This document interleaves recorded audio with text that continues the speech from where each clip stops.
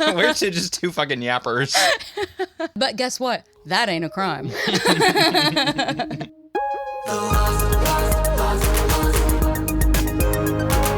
I'm Haley Griswold. And I'm Jake Deaton. And this is The Lost Lore. You never told me that. Hey, naughty. Hey, bad girl. Hey, you filthy, bad boy. Ooh. You better bend over. I'm going to give it spanking. Were you spanked as a child? I actually have only ever been spanked one time in my entire life. Yeah. My grandpa. Interestingly, it was on topic. It was one of the first crimes I ever committed. Wow. Did you deserve it? Yeah. I don't actually believe in hitting children, but I guess like if I thought about if a kid did what I did, I would want to at least. Well, pony up. Let's hear it. He had this really nice stereo system and his friend was over and I said, I'm going to hang out with y'all. And he said, grown people are talking, go back to the bedroom. And so I saw the stereo system and I tore the vinyl front off of it, and then I ran out. You had to make a point. And I ran out into the living room, and I declared to him and his friend who kicked me out, I said, how do you like your radio now, Paw? Yeah. I love being reactionary. Yeah, he tore my ass up. I got spanked all the time. Did you? All the time. Oh my God, I got spanked at my cousin's birth because I was too excited. Are you serious? Yes! Oh my God, spanking was like and hair pulling. Those were the two big punishments that I got. But some of them stick out more in my mind than others where I'm like, okay, probably deserved that one. But one of my favorite spanking stories happened when I was with my grandparents at church without my parents. And we were at some sort of Christmas pageant. And my brother and I were sitting with an older boy. We thought he was super cool and funny. And like we just like wanted to kind of hang with the cool kids. Yeah. And they had little kids. Because mind you, I was probably like 6 or 7 at the most during this. And they were singing Silent Night. And the big boy, who was probably 9 or 10, every time they sang Silent Night, said, silent, holy. And I was in stitches, laughing in the front pew in front of the whole Free Will Baptist Church. I was like, can't even pass this off. There was a lady always in the second row who always went, woo! And I couldn't even pass it off as that. Like the spirit was moving through me. And I remember we left. We were with my grandparents, and my grandparents told my parents, and my dad made me pay for silent fart. Let's just say. Okay, so we're going to talk about our crime today. Yes. All the crime we've committed. Lots, long list. Long list. I am going to be, I want to have a major preface, okay, to the audience. Do you know who Miss K is on TikTok? No. Okay, well, she's one of my favorite TikTokers, and she made a video that I saw that was like 18 to 20-year-olds, and I know you're here because I see my analytics. You are the worst person you will ever be right now. Ever be. You're horrible. Right. Every decision you make is wrong. You're making the wrong choice. You're a piece of shit. You're garbage. You're a bad person. And I agree with that. Isn't there a famous song that's like Nobody Likes You at 23? It's like a Blink-182 song or something. Well, even then even better. Anything you've done before the age of 23, forgiveness is granted. Doesn't count. Yeah. Oh. If you committed a crime before 23, I don't think you should be allowed to be in jail. I think you heard it here free. You heard it here first. Yeah. We believe in prison reform. If you're 22 and you want to murder somebody, hit it. I don't know about you, but I'm gonna fucking kill you. So I agreed that 18 to 20 is the worst time, right? Such a formative age where you think you know everything and you literally know nothing. But then I opened the comments and people said 14-year-old me would like to enter the conversation. Ooh. And I have to say, I'm personally going to extend it 14 to 23. Because, the puberty age, things start to change. You start to get a little mischievous. I feel like you were probably a pretty goody-goody child. I was. Me too. I was. I remember the first day I got my name written on the board. I was like literally so mortified and just felt like my life was over. And I wish my name was only written on the board under like star stellar student. Like I was with you. I won the Courteous Award twice in elementary school. Okay. I still have them. We were good kids. Yeah. Then we heard Love Game. And things changed. It's all downhill from there. Yeah. I just want everyone to take everything that we say with a grain of salt because we're different people. We're different people. We're not even, we are people now. Yes. We were kids then. Okay. So just to jump in, I'll tell This is like a story, Jake. This is How like old were you? 15. I'm a sophomore in high school when this happens. Okay. To start, we've got to take it back to freshman year. When I went to high school, for the first time in my life, I got to be in the drama club, because in elementary and middle school, we didn't have anything like it. It was all like very sports heavy. You know about my PE journey.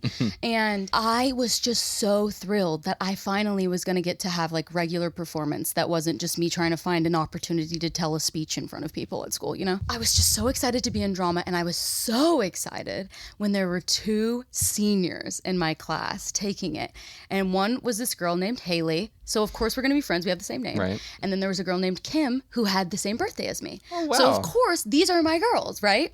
And my friend Dylan, who was my age. And the 4 of us were an absolute foursome. Is that where the story's going?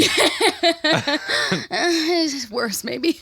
And foursome you can't go to jail for, can you? So when they graduated at the end of our freshman year, they went to college about an hour away from where we lived. And my mom and Dylan's grandma were like, you can visit them at college. What's going to happen with your drama friends? They're good girls. Nothing bad's going to happen visiting the drama girls at college, right? Famous last words. And so I remember Dylan is 1 week older than me. So all milestones he hit before me, including being able to drive us to go stay with them. And they lived in an apartment on campus. It really was one of those things. Every time we went, it was like, we're trying to remind you that you guys love the kids who do Spirit Week still. Like you guys want to go homecoming dress shopping just because Sigma by Faded, whatever the hell is down the street. Like you like us. Like we're still fun and cool, remember? And so we're kind of doing stuff to remind them that we're fun and cool, and they don't need our college friends. They miss high school, actually, right? They had another roommate. There was a third roommate, and we never saw her. 5-way. But we always heard about her. It was that she was really intense, and she was really scary, and she was just like crazy, but she was never home anytime that we were there. The only trace of her was that in the living room, she had a massive keyboard. She loved playing piano, even though she was like an engineering major. But Sounds like a really cool girl. Yeah, she's an like, awesome this girl. crazy bitch, the engineer pianist. She would play this piano all the time. They said that their house was like a music studio when she was home. That it was constant, all hours of the night. She was just, and wasn't very good, I heard as well. Let's be clear. So on this particular night, Dylan does the first crime, okay? We're in the car. Dylan and I are in the back. Haley and Kim are in the front. Kim's driving. And Dylan rolls down the window and climbs onto the roof of the car. Moving? Moving. What? I rolled up the window. What? He's beating on the window. The car is moving? Let me in. I'm screaming to Kim, floor it! Floor it! Oh my God, We're brake Haley. checking him. We're going over This curbs. could have derailed your life. Oh, this is the beginning of the story. We get back to the apartment, and I will say, I called Dylan before we're filming, and he told me, and this is again another preface, because You heard the machines that keep him alive beeping in the background, and he said, "Sure, you can tell it." When I talked to Dylan, he was like, make sure that it's clear, like, it's a look that I had never seen, and I have never seen again, that came over your face in this moment. Horny. Tasmanian Horny. devil. He said he saw my father in my face for once and only once. Now the only way Haley can finish is by running over Davis with the car. So we get to the apartment, and we're all kind of making fun of the keyboard. Mm-hmm. And beside the Are you keyboard drinking? it is needed context that I am, unfortunately, completely sober. Stone cold. I am high on just vibes with my college girlfriends. On death. And I'm 15, right? And murder. But that's it too. Murder on the dance floor. I noticed beside the keyboard is a cup holder with some pencils and Sharpies and Expo markers. What is the promised characteristic of an Expo marker, Jake? It's erasable. Erasable, right? Yeah. So Oh no. why not, for fun with my friends, why No, don't I, Haley. who, if we remember, so sheltered, right? I think I should draw my very first penis On the keyboard. the length of the keyboard. Stop. I don't even know that I included balls. Like, it looked like a very long U. I was so dumb, okay? We're laughing. It's red, too, by the way. Red marker, red dick. It's so funny. It's the best time. I'm sick to my stomach. I say, okay, girls, we've had our fun. Let's get a wet paper towel and wipe it down.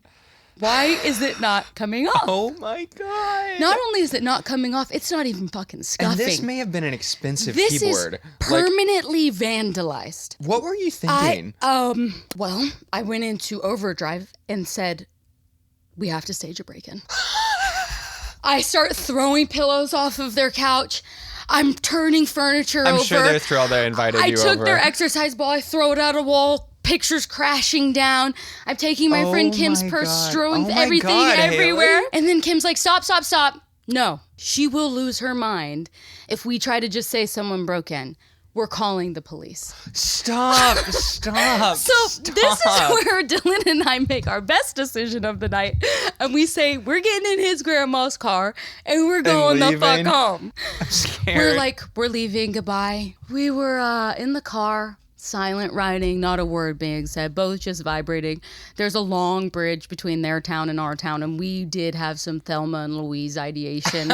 We were like, we just need to end this shit. Like, we were contemplating. Quit while we're ahead. And we're almost home, and the phone lights up, and it's Kim. I would have blocked. And we're both like... prepared, like Dylan's like prepared to turn around and take me to the precinct. He's like, I'm gonna put money on the books for you. You're gonna be able to get some ramen. Like, he's trying to teach me how to mix Kool-Aid and toothpaste so I can sell it and like maybe make some friends. Like, I'm sure that it's over for me, right? By the way, at this point, I have yet to ever make below an A on anything in my life. Like, I am genuinely a good girl. Please remember this. I know how not you true just wanted that to run with the seems. cool girls. Yes, and so she calls. We answer, and she's like, hey, the police are here. We're just calling to corroborate the story. We left the restaurant, and when we came home, the door was wide open, right? God. We're like, yeah, The police pretty much laugh at them. They're like, you didn't lock the door. Like, what do you want? You want us to give you a business card to a cleaning service? Like, what does you want? Like, we can't do anything. Nothing's missing. There's nothing to be done. So the police leave. And Kim said she called the roommate and was like, hey, someone broke in. And she said the first question she asked was, is my piano okay? Stop, Haley. Stop. But if this podcast was doing just a touch better, this would be the part where we break to an ad where I sing the praises of Mr. Clean Magic Eraser.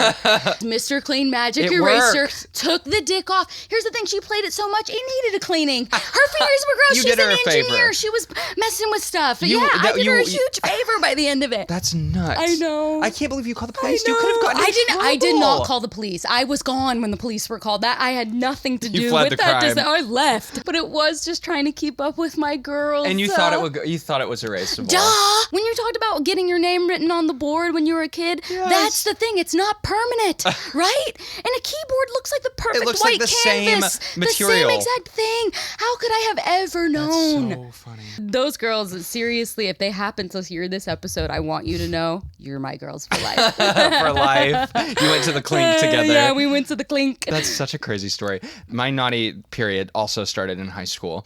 And it was same thing, wanting to like run with the cool kids. It's always wanting to impress the cool kids. Yes. And I remember the first time I got in big trouble, I was on my cross-country bus, like on our way to a meet, and we were playing a game where we had an app, you know, back when the App Store was like such a novel thing, and you had like apps for games and like different things. We had an app that would display these big kind of moving messages on the phones, and we thought it would be funny just to write swear words and like naughty words like penis and vagina.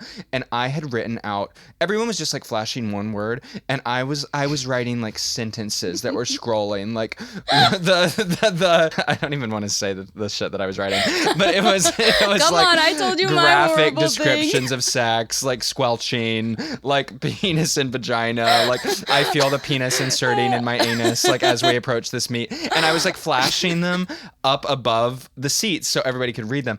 And apparently they could also read them in the rearview mirror of the coaches who were in the front of the bus. And they asked me, because it wasn't my phone and it wasn't my app, they pulled me up to the front of the bus and they were like, you can still run in the meet if you tell us whose app this was. And I ain't no snitch. So I said, first of all, I was like, I might not have to run. My mouth is sealed. Like, say less. Like, I didn't want to run that fucking race. And so I was like, I'm going to stand by Marguerite, my girl, whose phone it was. And I remember my mom, you would have thought, I would say in terms of bad things, fairly innocent start, like kids saying dirty words. My Southern Christian mother, who was like 8 weeks pregnant at the time with my youngest sibling, she was at the meet. She had come to watch us. And I remember she and my dad took me into the car and she was like sobbing, like at how so upset and embarrassed what I'd done. My mom also worked at the high school. And she was like... Right, so you're also hurting her reputation. Oh, just wait. She was like, this type of stress might cause me to lose the baby. And I was like, Mom, you can't say that to me. I remember for the next 4 weeks, I was literally going to bed, looking at the ceiling in the dark, like unable to sleep, being like, am I going to cause my mom to have a miscarriage because I wrote fuck on the phone? Like, isn't that horrible? That is horrible. And my brother was involved too, but not to the same degree. And he had to write an apology. We had to write an apology letter. That was what they decided. We didn't end up being suspended, but we had to write a letter. I wrote a very earnest letter. My brother thought it was really stupid, and he wrote a very not earnest letter. He did. That it was, I wish I would give anything to still have this. He got suspension for this letter that he submitted to our coaches. So he was being a smart ass. Yes. Okay. Oh my God. But like, what was the vibe? He made it a whole diatribe about cross country, and because they had a rule that the boys weren't allowed to run with shirts off, and he wrote paragraphs about one of the cross country coaches who did occasionally run with his shirt off, like the coach, and he was like, we all are subjected to the disgusting sight of Coach Gilfillan's tits flopping around in the breeze. He submitted this to the coaches. Isn't that crazy? He was suspended. My brother was a bad boy. We should have had him on for this episode. He did a lot of bad shit in high school. Part two. I could never compete. You're under arrest. Pay up. Wait. You're under arrest, bitch. You're not telling me to pay up. How about a what's the crime, officer? Okay. Sorry. Let's take that back. Okay. You're under arrest. Please, officer, I'll do anything. It's theft. How cheap this Patreon membership is. It's a crime. Highway robbery. $3 for a full video episode every single week. Then you also get a bonus episode that has deleted scenes because you know there are crime stories that are not making the cut. We can't leave it all in. We can't leave it all in. And if you can't support the podcast through Patreon, there are a million other ways you can support it. You can give us a 5-star review on Spotify or Apple Podcasts. You can actually get your creative writing on and leave us a little written review. Tell us your favorite part. Yes, and you can also follow us on Instagram, TikTok, and Spotify. We would really appreciate it. After the piano thing, I feel like I really learned my lesson. Like, I was like, I'm not going to do anything that will ever put me in a position to be near police. Straight and narrow. Spoiler, I've had a couple more moments with police. But I will say that cab. This is one of those, okay, especially when you're a teenager, but you and I have this with each other majorly. There is nothing, like it is a gift from the universe when you're not involved, but you're there. And you get to see it happen. Delicious. Isn't it so delicious to be like, I was there and I'm clean. And I get to go home and I get to be, what's his name? The British are coming. What's his name? Paul Revere. Running through the halls of the high school being like, guess what happened? So I am Paul Revere in this story. And here we are being Paul Revere to the entire world with these stories. We're just two fucking yappers. But guess what? That ain't a crime. So at our high school, to connect the road that the high school was on to across the street where the church was, there was this overpass bridge that you could walk across, and on it was like a full gate all the way around, like almost like a tunnel thing. Yeah. You know what I mean? with this gate, people would use it to write messages. So they'd grab like cups and like styrofoam cups and put them in the holes of the gate. And so promposals would happen that way. It'd be like, Jake, prom. That's cute. Yeah. With a question mark. Yeah, I've seen stuff like that. So one day we were at drama practice and I saw Dylan with some cups and our friend Carolyn. And if I'm outing Dylan, I'll out her too. Dylan and Carolyn. And they were walking out and going toward the bridge with some cups. And I was like, what are they doing? And so I kind of slowly trail behind. And I can't exactly make out what they've written. Oh, God. I am just like, I'm so curious. It was the F curious. slur. Worse. And worse, because it was actually a threat. It said, die, bitch.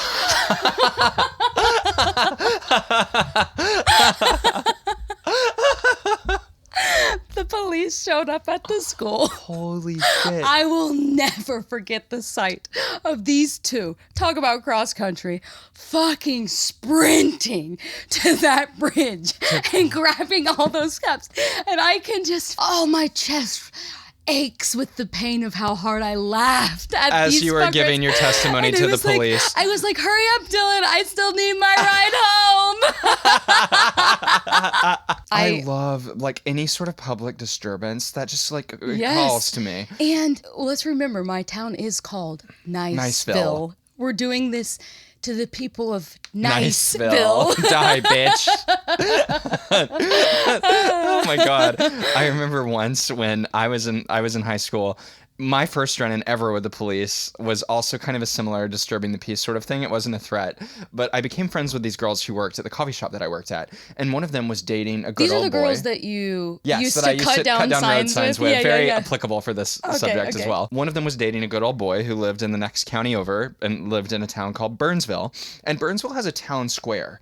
And so it's like a little bit more built up than like the town in my county. It's cute. Yeah, it's really cute. They call it cruising in Burnsville, which in the gay community means something else. Yeah. You just recently told me about cruising, so I was like, wait, where is this going? Okay, so what does it mean in Burnsville? You literally are cruising around in a car, just driving around the square, basically. Okay, like, just hanging out. It's like loser small town behavior, but it's fun. And I remember we were cruising around the square, and I love, I'm an entertainer. As Miss Britney Spears says, there are two types of people in the world. Those who entertain and those who observe. I'm the former. And that's why I had to vandalize the piano. Exactly. And that's why I had to roll down the window, stick half my body out of it, and start screaming, "Long live Barack Obama." Because also in this town, very, very hated figure. I was like one of the only Democrats in my entire like tri-county area. And I was using my drama voice, like my projection, screaming it just to terrorize the folks of this small town because they all hated him. Thinking, innocent little fun thing. We got pulled over by the police, and I remember the police officer was not entertained. He was like, you can go to jail for disturbing the peace. And he took my license, and he was like, you're from Bakersville, maybe you should go back there. And I was like, oh, okay. Whoa. It was like, I was tail between my legs. I was like, vote red, vote red. The listeners are going to hear my story and be like, lock her up. And they're going to hear your story and be like, Martin Luther D. Literally. Jesus Christ. Martyr. Oh, what a horrible story. You're so bad. I all the time felt like I got in trouble for my politics. The other run-in I had with the cops in high school also involved Barack Obama. I really rode for you, man. Like, can we get the lost lore on one of Obama's lists? Yeah, could we? Yeah, for the summer list. I was pulled over on the way to see James Bond. I think it was Skyfall maybe that was out that summer. And I was pulled for going 9 over on the interstate, which like who pulls someone over for going 9 over? Yeah, isn't like 10 the standard? Yes, and I had a giant Barack Obama bumper sticker on my little Chevy car. And I remember the officer like was talking to me and I was like, oh yeah. He was like, what are you doing? And I was like, I'm on my way to see James Bond. I guess I was just impersonating him, like thinking it would diffuse the tension. Yeah. And that he was going to let me go for 9 over. The motherfucker gave me a speeding ticket. And I remember I was on a date and I canceled. I was like, I have to go home. Like I was so sad. I was like, my parents are going to admit me. I'm not going to be allowed to drive anymore. And our insurance is going to become so expensive and they're going to like take away my license. And I was so upset, but it ended up being fine. That's so funny. You asked if it was all in high school. The culmination of when the police gets involved, I am visiting home from college. But it all began All takes place in Niceville. with some shit I did in high school. That baby you left on the stoop. Oh, wow. Don't you think that when you're a teenager, the more that adults tell you not to do something and warn you against it, they don't realize how cool that makes it seem and appealing. And how much the consequences that they're saying are the benefits that I'm looking for, right? So one for me, when I turned 18, this is horrible, okay? So just buckle up. I was like a little bit Charlie XCX, I'm always thinking about my weight, all right? So let's just be clear, I'm a teenage girl in this story. And when I turned 18, I said, I know what I'm doing. I've been seeing commercials all my life. I'm going straight to GNC, and I'm getting Hydroxycut.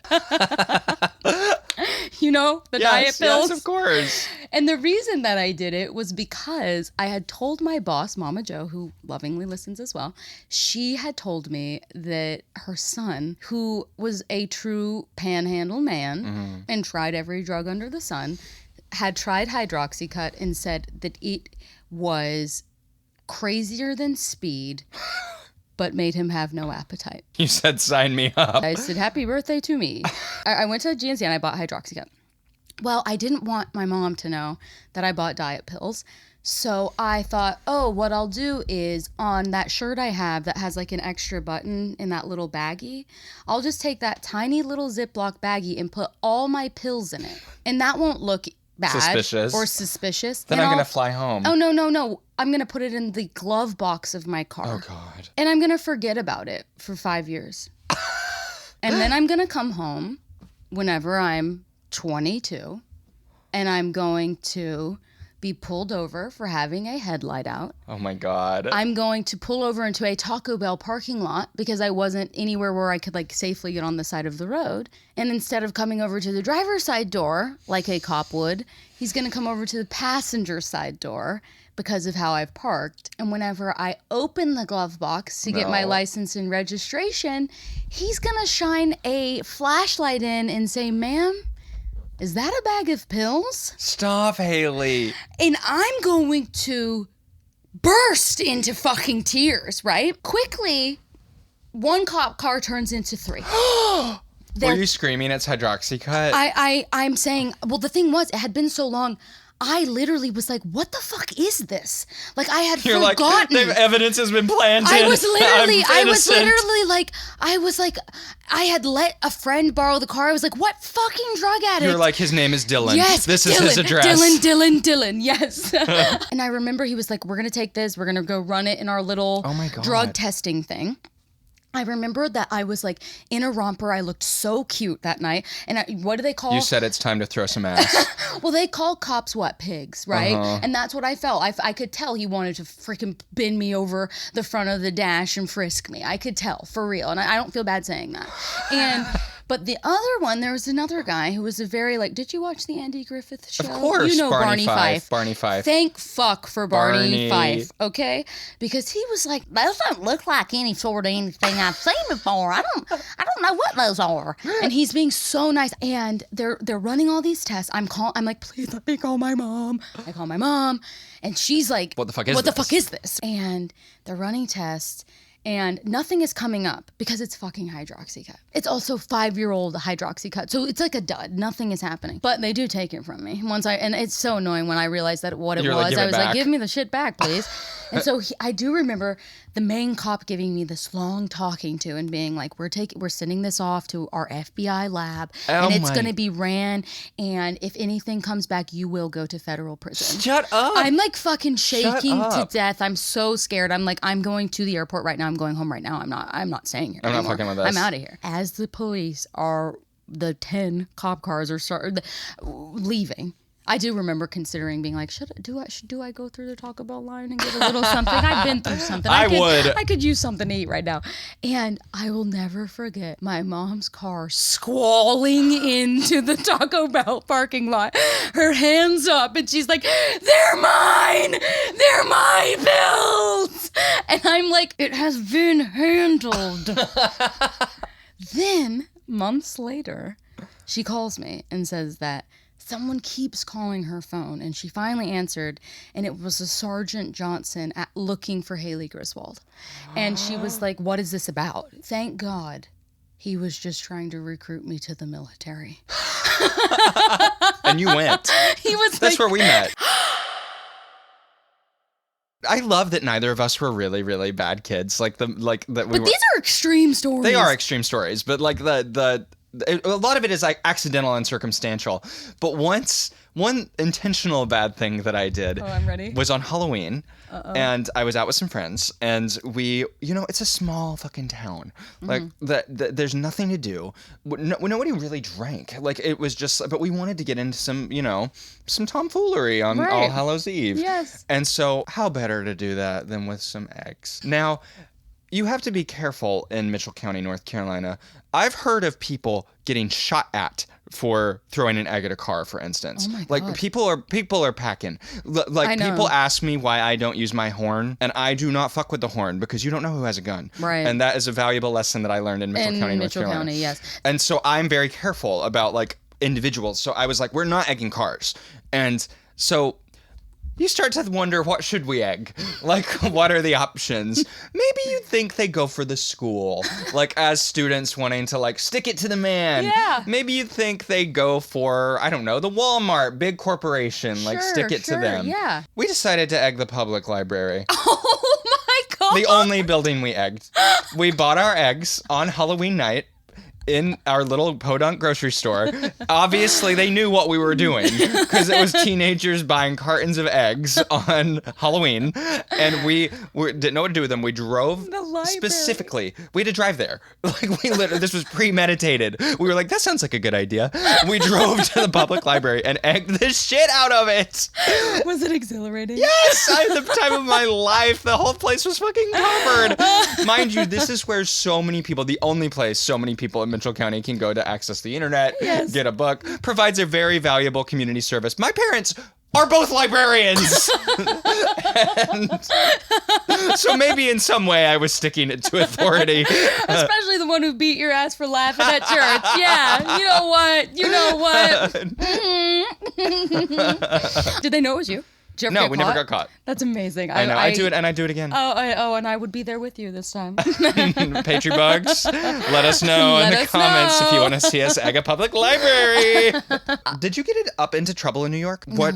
Ever? No. Never. No. I did get into some trouble in New York. Or maybe not trouble, but I did naughty things. Okay. So this is actually something that I recommend people do. Oh, okay. I don't know if Google it. I don't know if you can still do this. But okay, I'm excited. I found out when I was living in New York, there is an old subway station. I think it was called City Hall Station. Uh-huh. So gorgeous. Where if you've is it? seen, it's down in like the financial district. And if you had seen Fantastic Beasts and Where to Find Them, there's a sequence that takes place in this New York subway station. It is beautiful. It is Really? like murals, like mosaic, like probably one of the prettiest subway stations I've ever seen. And it was decommissioned. And you're not allowed to go there anymore except on a special private tour that you have to book like way in advance. But if you get on a 6 train, a downtown-bound 6 train, that train turns around in City Hall Station. So if you hide on the 6 train, when it reaches its terminal stop downtown, you can go into this station in the train alone. And me and my best friend in college, Emma, got on this train and we hid from the conductors will come down and walk the train and make sure everyone's out of it. And we were like hiding under seats and like down below the windows. And the train does a loop and goes through City Hall Station, and it is so gorgeous, so cool, but so fucking scary. Is it? It is scary. You're on an empty train. Our train stopped in the station. You know how they'll just like sometimes stop? And we were like looking in this ghostly, abandoned, but Did it feel like time beautiful travel? Yes. I mean, it literally looked like you're in a station in the 1920s. Wow. Like it's so cool. I actually recommend that people like look into this and see if the train still does this because it is Yeah, I'm definitely literally worth going like, through. I don't think this is bad. I'm like I'm jealous. I know. That you I had mean, this it's probably experience. illegal, but it was so cool. That's amazing. Yeah. Did you ever go onto like a subway party in New York? No. You would have loved this. It was like I don't even think they were NYU affiliated, but it was like people would throw these ragers on. I think it was usually on the Q train. It would go to Coney Island, and people every single car would just be passing around blunts, passing around alcohol. And Emma and I used to go on these. And then, have you seen the trains that like are open now where No, like in London. It's like open and you can walk through. Wow. Imagine a party on that. That would be fun as fuck. Yes. Emma and I used to do our own, where we would just bring like Malibu onto the subway, like that shitty ass drink And it Malibu. was a party for two, It was and party whoever for two, was there. and we would dress up. Emma would wear. We were crazy. Emma would wear is so like cute, a though. ball gown, and I would wear my suit that was from Brooks Brothers. That it was like an expensive suit that was gifted to me.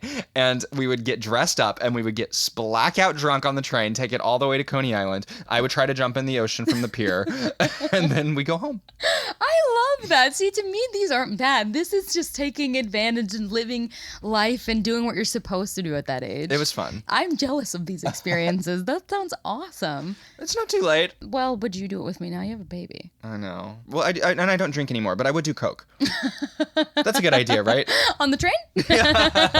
You know, I will say my final bit here is that my greatest crime of all my crimes is probably... This podcast. Yeah.